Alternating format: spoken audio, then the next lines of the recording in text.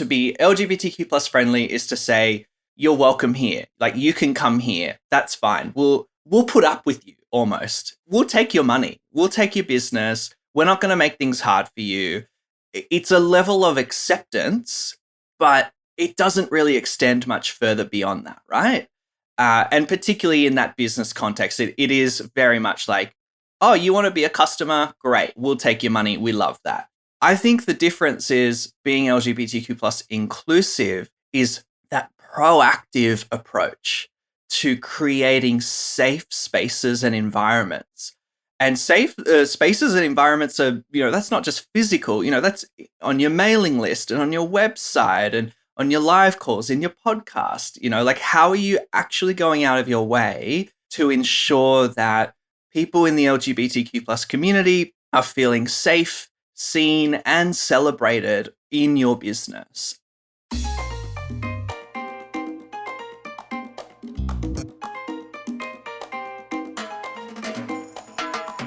Welcome to Inclusion and Marketing, the show that's all about helping you develop the skills and insights you need to win the attention, adoration, and loyalty of more consumers, especially those with differences that are often ignored by brands. I'm your host, Sonia Thompson, an inclusive brand coach, strategist, consultant, and someone with a lot of differences. Let's get to it. Did you know that most businesses only use 20% of their data? That's like reading a book with most of the pages torn out or paying for a coffee that's just 1/5 full. Point is, you miss a lot unless you use HubSpot. Their customer platform gives you access to the data you need to grow your business. The insights trapped in emails, call logs, and transcripts, all that unstructured data that makes all the difference. Because when you know more, you grow more. And when you get a full cup of coffee, you can do more too. But I digress. Visit HubSpot.com today. We are approaching Pride Month, and many brands are figuring out how to celebrate and support the LGBTQ plus community in a manner that makes them feel seen, supported, and like they belong.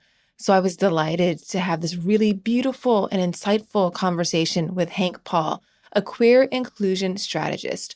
Our convo touches on Pride Month, but it really is a much broader conversation about how brands can be inclusive of the LGBTQ plus community, which of course shouldn't be for just 1 month out of the year.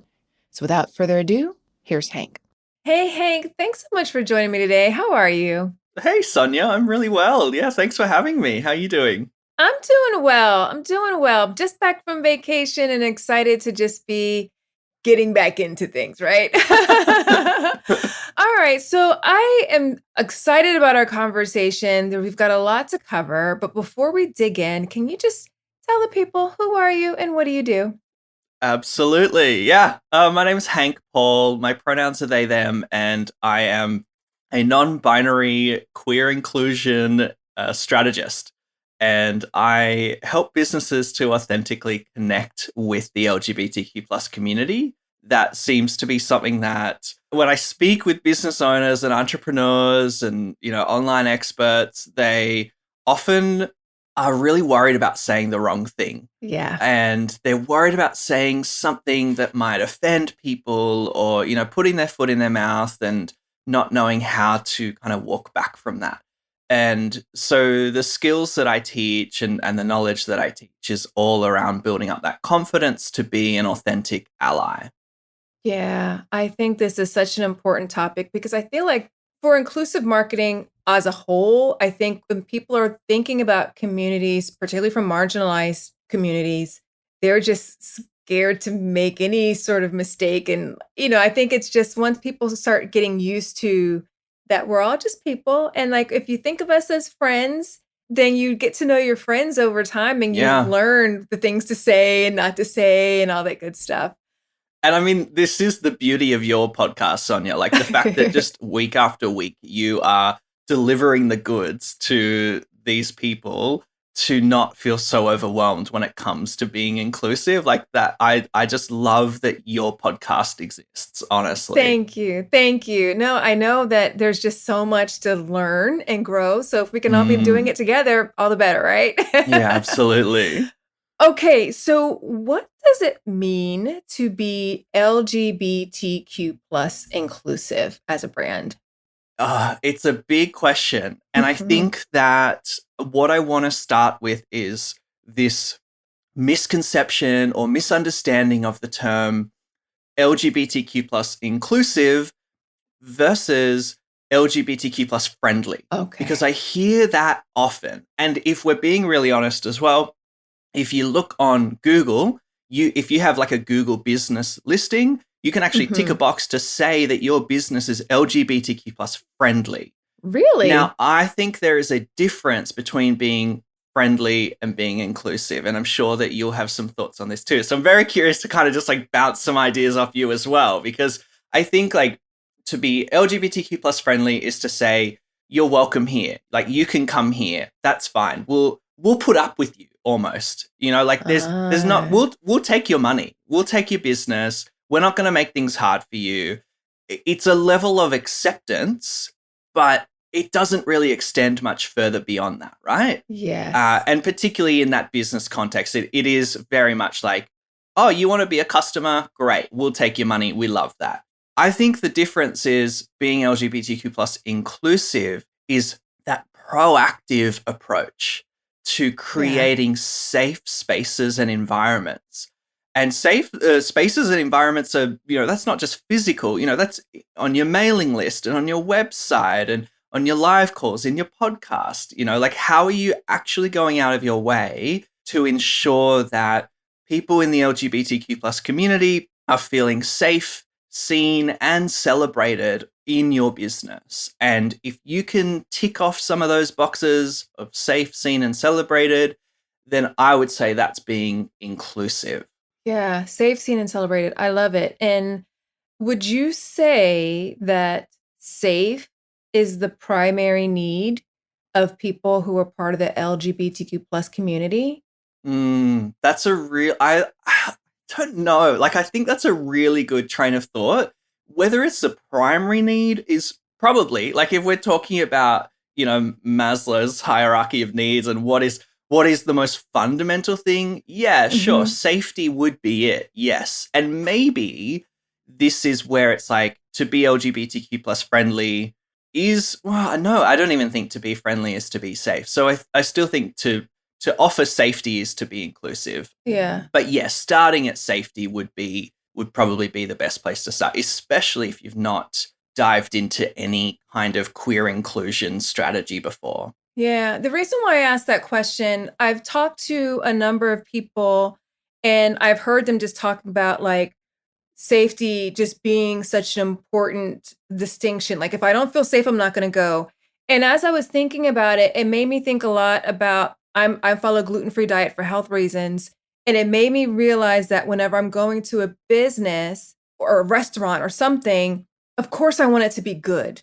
Of course I want to have options. Mm. But first and foremost, it's gotta be safe so where I'm not gonna get sick if I eat it, right? Like, if we can't do that, like, none of the other stuff even matters, right? Mm, So, mm. that was kind of what made me think about, like, we've gotta focus on the primary need that people have from certain communities, and not every community has it necessarily, right? But, like, there are some where there are certain things like, we wanna be consumers, we wanna feel seen. Sometimes it's quote, unquote, "You wanna feel normal," but, like, at the same time, there are certain communities that have got things associated with them that cause that the businesses who want to be inclusive of them, you gotta solve this baseline thing first and foremost before you can even think about others. Yeah, I really like the way that you frame that. And I think that's absolutely right, Sonia. I think that in order for people to even, yeah, get over the line of being ready to spend with you, they've got to feel like you're a safe place to spend that money. Yeah. Mhm. For sure. Okay, from your perspective, what's the difference between performative allyship and authentic allyship, specifically when it comes to the LGBTQ plus community? Yeah. We see this kind of allyship, like, pop up in a lot of different places, but yeah, I think, like, what's the difference for you?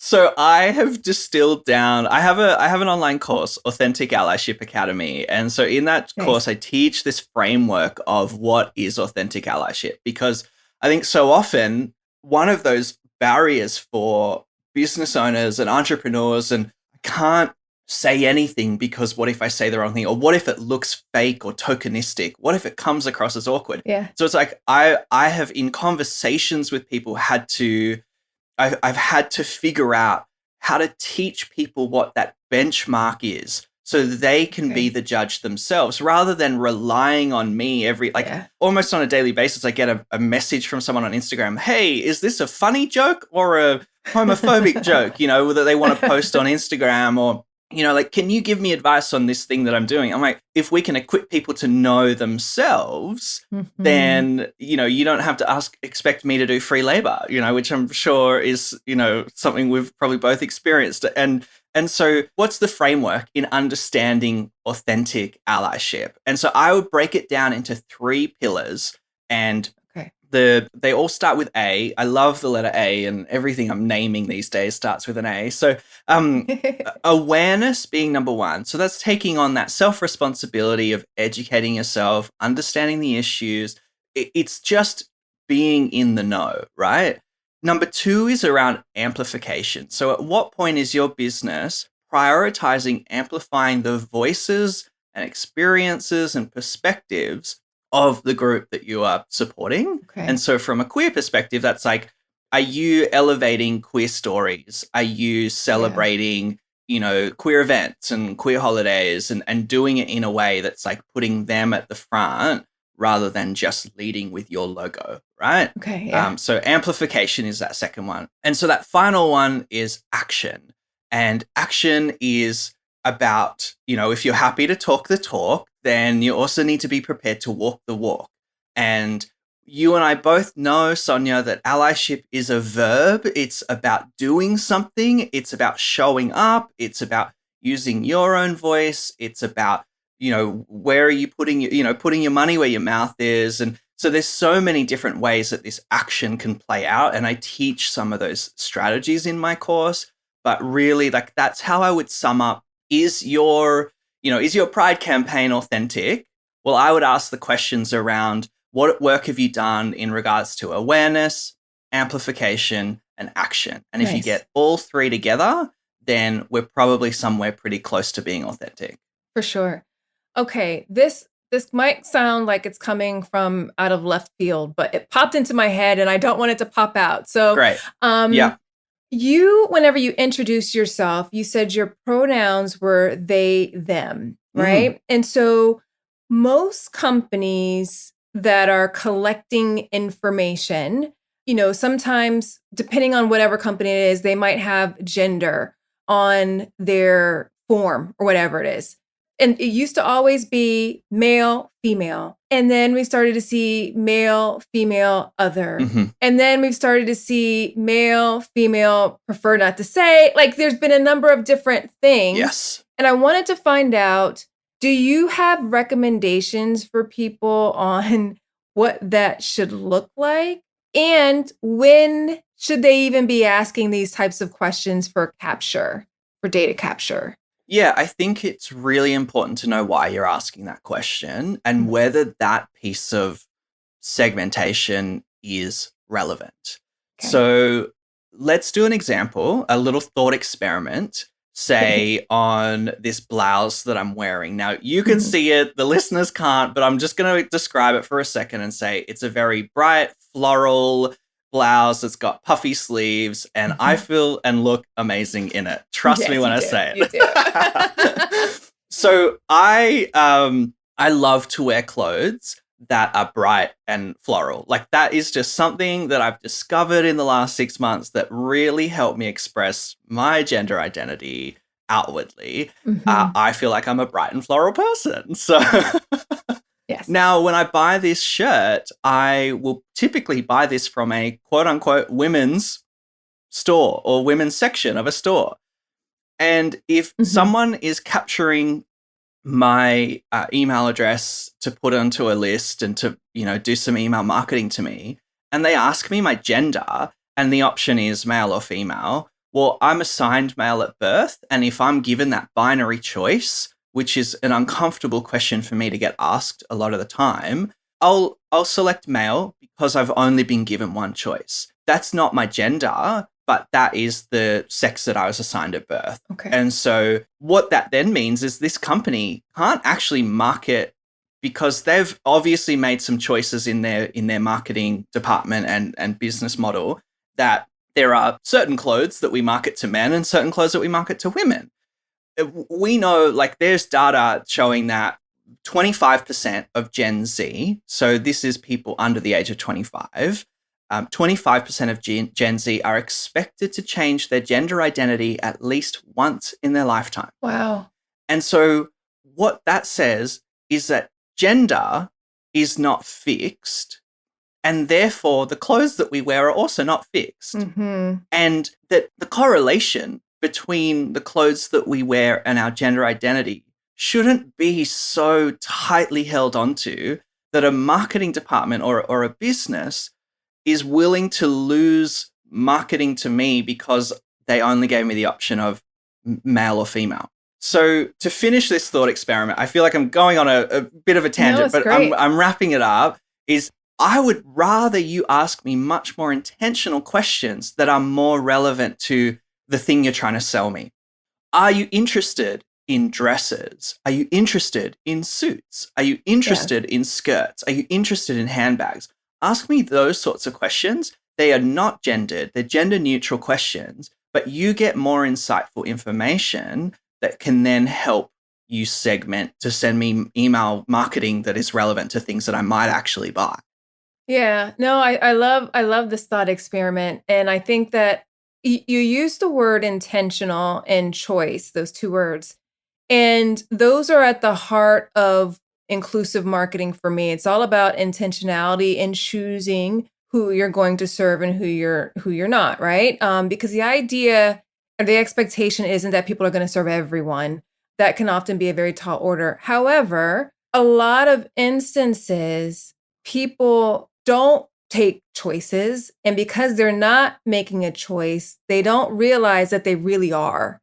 They're not being intentional about making a choice. They do things like what you were saying, whereas you can be pushing someone away because you're asking questions in a way that doesn't make people feel seen or like they belong. And you just have the opposite impact. So instead of trying to understand more about them, not choosing or making a choice about how you're going to ask these questions or what information you're going to collect can have an impact on the way people feel as you're going through your customer experience. Totally. And I just want to kind of jump in and add that you made that comment around, obviously, businesses and brands can't market to everyone, and it's very smart to market to a niche.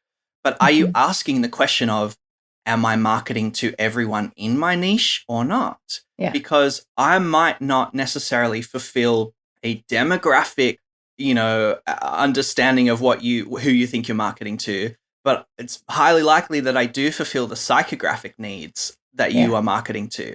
Yeah. And so have you included me beyond just very binary demographic questions and gone, but who wants to wear floral, bright clothes? And are we marketing to everyone who wants to wear those floral, bright clothes?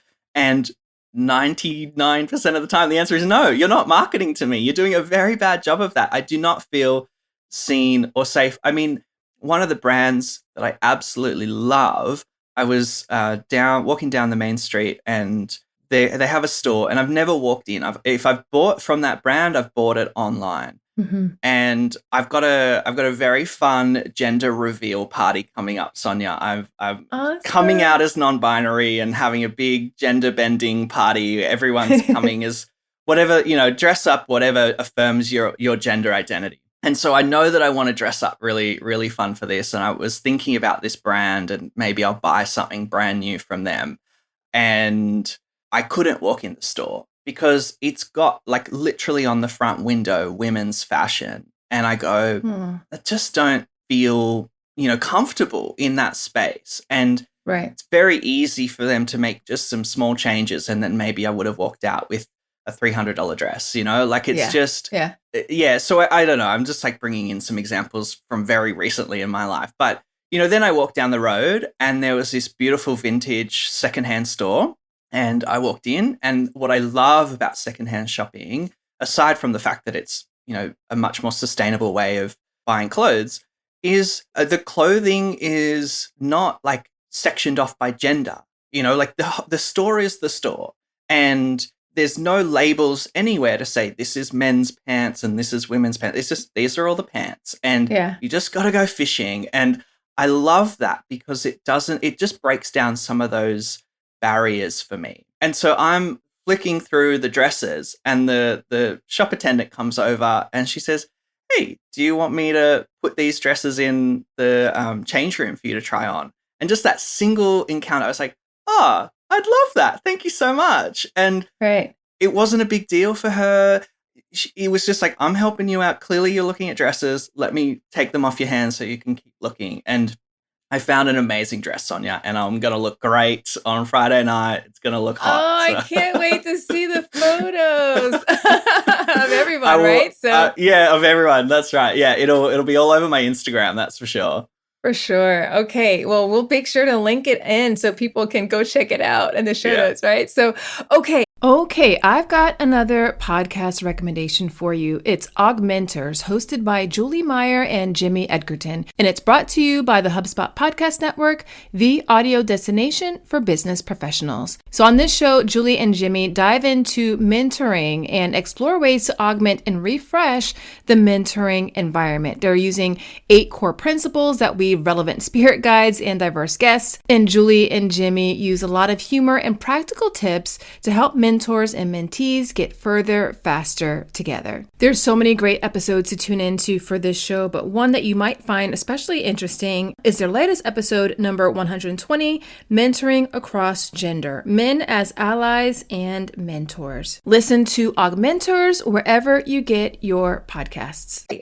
Moving along, because there's still so much to cover.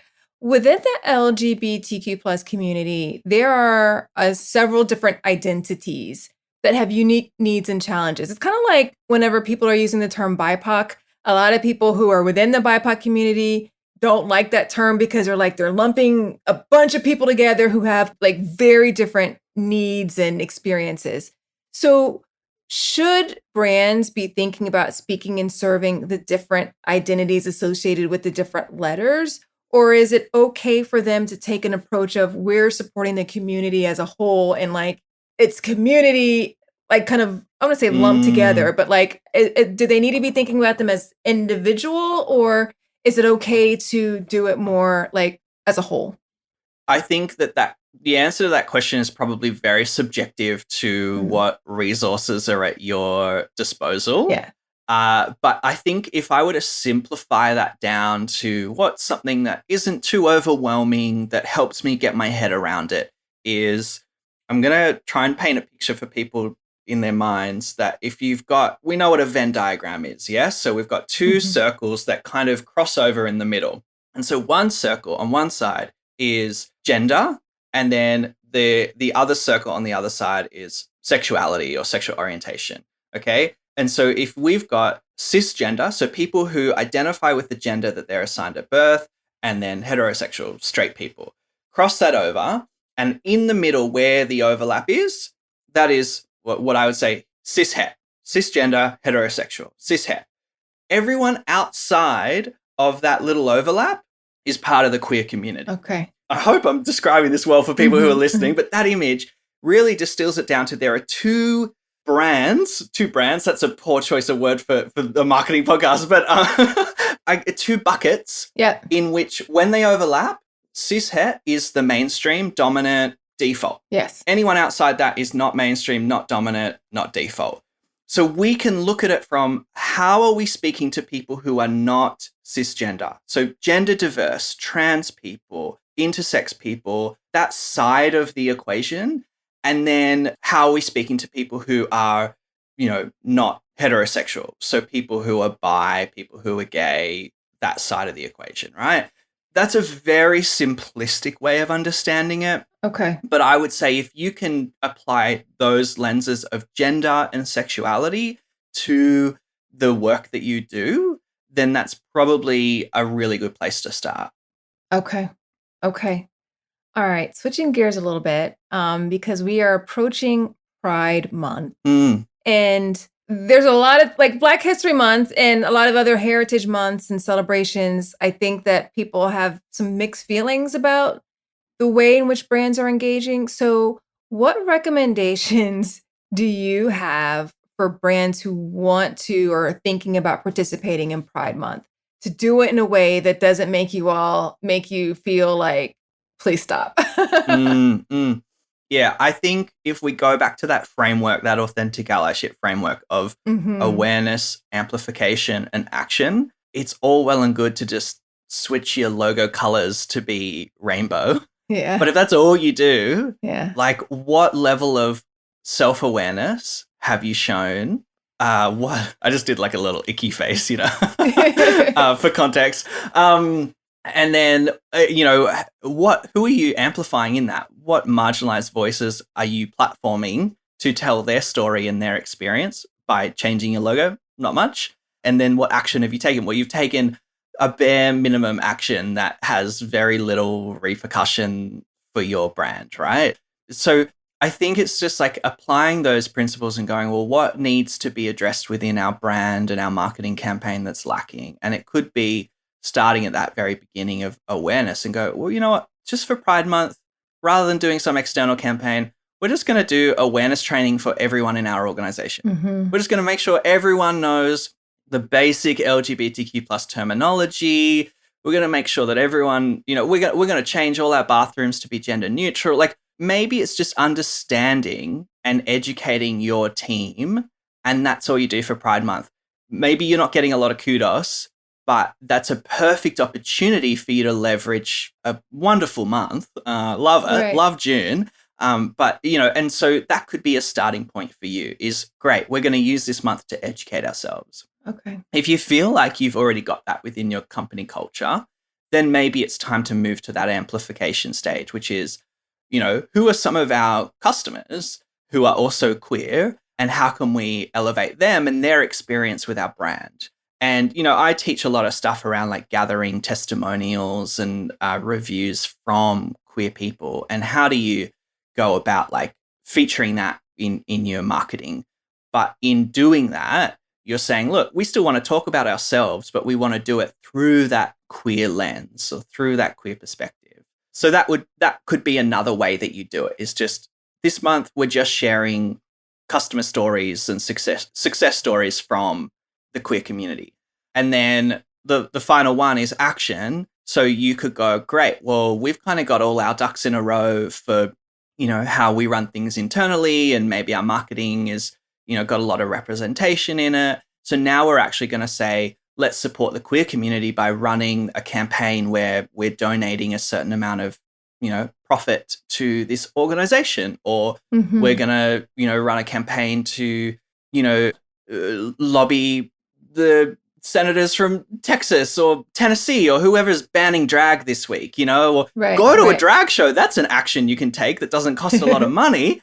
Go take your whole team to a drag show and support the queer economy. Like, yeah, there's so many different actions you can take. But I think it's, don't just, I don't like seeing brands who put that rainbow flag up and run a campaign that's just like, we celebrate pride. It's like, yeah, but what have you Right. actually done?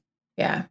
Do you feel like if you saw a brand that you were interested in and they didn't have anything for Pride Month, do you feel like you would feel some type of way? Or is it not so much because you don't really know like the other things that they might be doing internally? Well, I suppose, for those internal things, you're reviewing your policies and making Yeah. sure that they're, gender neutral, or you're making sure that you're giving parental leave to everyone and it's not just like mothers only, like that sort of stuff. Like you can brag about it. You should tell me about it because I'll like you Yeah. more if you do. Yeah. um, Yeah. but do it because it's the right thing to do. Don't do it because it's just an inauthentic performative opportunity. Yeah. But yes, I will absolutely resonate with a brand more when they engage with what's happening in the queer community. But the negative effect of doing it at a performative baseline level and not actually getting into the meat of what it means to support the queer community, then I might then start questioning, well, why did you bother? Yeah. So changing your logo to a rainbow and issuing like a special edition Pride Month product, but talking about, hey, here's a policy that we rewrote that is inclusive of the community, and like, because Absolutely. otherwise, how would people outside of your company know about it? So Yeah. those are kinds of the extremes. Okay, I like that. Before we start to wrap up, do you have any thoughts on what brands can do to demonstrate that they are LGBTQ plus friendly, right? Like that's what that's the goal that they're trying to get Inclusive. to, right? Inclusive. LGBTQ plus inclusive. Yeah. Okay, so I inclusive is the higher level one. Is that what you're Yeah. saying? That's Okay. what we want to aspire to. Yeah. Yeah. Got it. Thank you for that correction. So, what can they do to make sure that they're moving beyond friendly to inclusive? Mm. So I would say, I mean, I feel like there's a lot of examples that we've chatted through today, and there's so many ways that you can analyze your business, review your business, and go, what can we do? But there's probably like two really basic places to begin that also then have a really big flow on effect to every decision you make moving forward. So, number one is I would encourage every brand to write an inclusion statement and make that public. So, an inclusion statement for me looks like something like, and I teach this in my course, like how to write one that's also like very in your brand voice, very authentic, speaks to your value proposition as well. Like you want to make money doing this too. I get that, but do it authentically. And you're essentially saying, well, we will support and we celebrate and we support everyone regardless of gender identity, sexuality, race, age, religion, ability, like make it just explicit that you aren't a discriminatory brand. Yes. I come from a wedding industry background, and like people's body size is a big thing of discrimination in the wedding industry. Like if you are not thin and beautiful, then there are brands that don't want to work with you. So I make that explicit in the wedding work that I do of like, no matter your body size, you're welcome. Right. You'll be safe, seen, and celebrated, right? Right. So an inclusion statement is something as simple as that, and make that really abundantly clear on your website. Put it on your Instagram every 6 weeks, or put it in the bottom of your emails. Like make it part of your culture that you let your customers know that you're an inclusive brand. And then the second thing that I would do is really go back and evaluate. We touched on this earlier, Sonia, but go back and evaluate your ideal market or, your ideal customer avatar, however you've kind of structured that and defined that in your brand. And how much are you relying on someone being a default gender or sexuality? Are you assuming, or have you made it explicit? Okay. Are you assuming that everyone is going to be a cishet woman?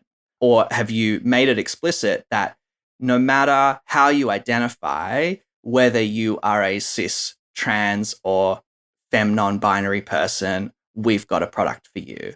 And then go deeper into the psychographics of their needs, wants, and desires, and their fears as well, and speak much more to psychographics than demographics, because demographics are, when it comes to being discriminatory, like that's where the discrimination begins, is when you have siloed your messaging to a single identity. Yeah, love it. Okay, I think you gave an example already of whenever you were shopping and the woman like opened the fitting room for you. Do you have any other examples of a specific time when a brand made you feel like you belonged?